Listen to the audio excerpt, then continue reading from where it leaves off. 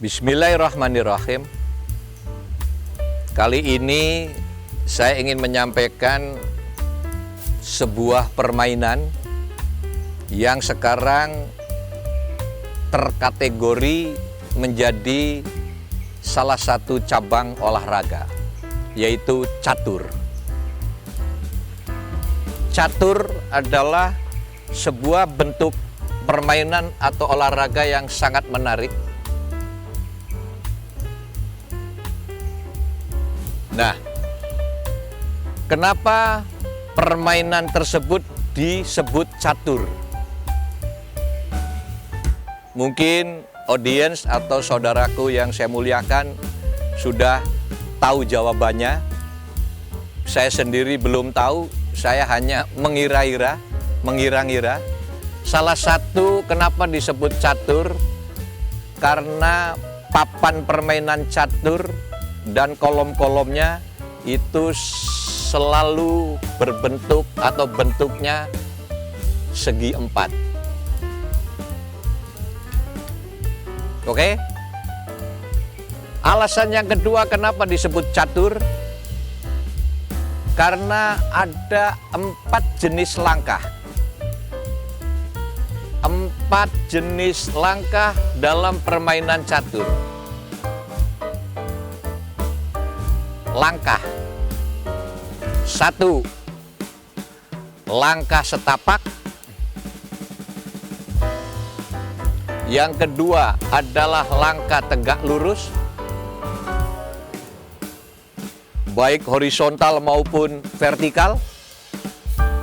Langkah yang ketiga adalah langkah diagonal, yang seperti dilakukan oleh luncur, atau Perdana Menteri. Bisa melakukan diagonal, bisa melakukan tegak lurus, bisa melakukan setapak. Dan jenis langkah yang keempat adalah langkah L. Ini yang dilakukan oleh peran kuda.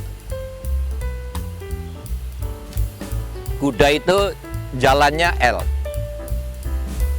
Kalau yang dilakukan oleh secara diagonal oleh luncur dan oleh Perdana Menteri atau Menteri.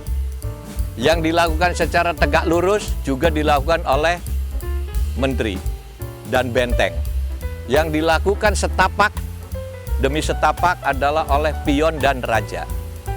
Nah, jadi ada 4 jenis langkah yang terdapat dalam permainan catur. Mungkin inilah salah satu alasan permainan ini disebut catur. Ada lagi alasan yang gotak-gatuk, bahwa catur itu sebetulnya singkatan, yaitu cara mengatur.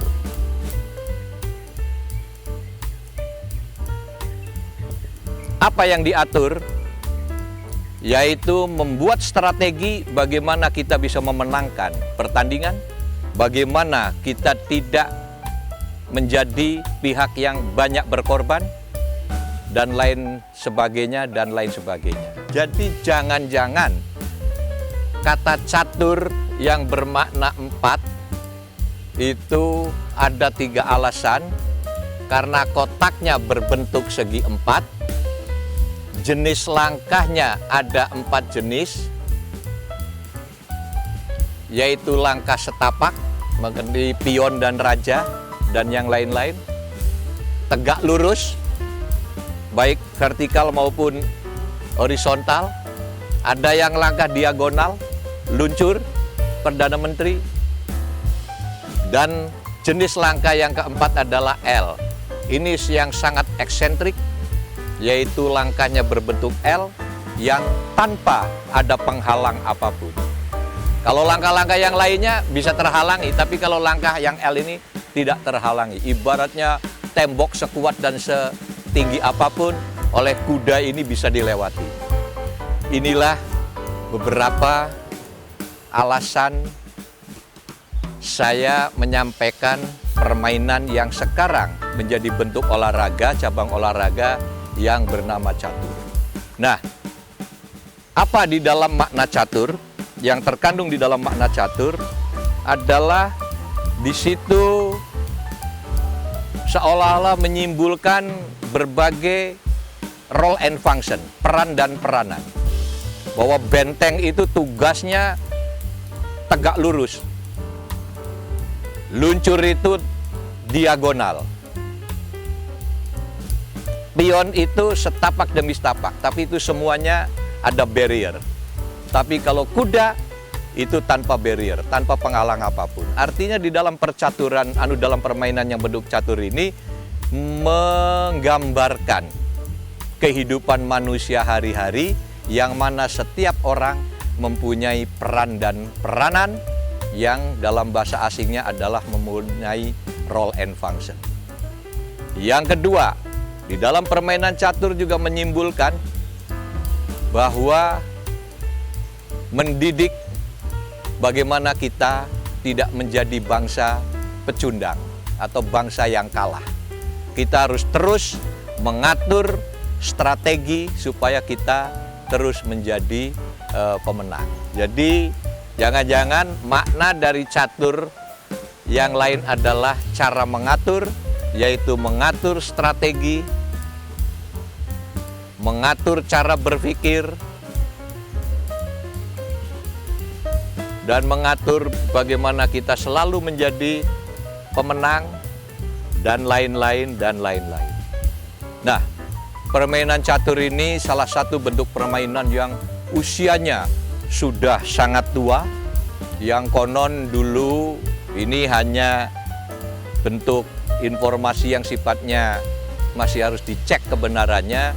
Katanya dulu berasal dari seorang raja dari negara tertentu atau kerajaan tertentu yang mensayembarakan bentuk permainan yang kombinasi dan permutasinya itu menjadi tak terhingga, yang diwujudkan dalam asal dari sebutir beras yang ketika dijalankan kotak by kotak secara kombinasi dan permutasi itu menjadi jutaan ton dan tak terhitung.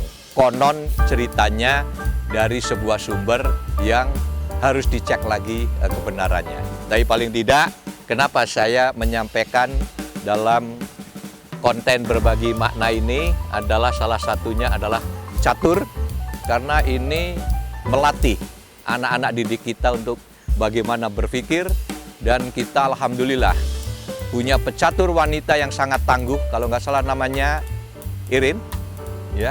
Ini adalah pecatur handal yang juga dikagumi oleh dunia, ya kan? Jadi ini latar belakang kenapa saya bicara juga soal catur.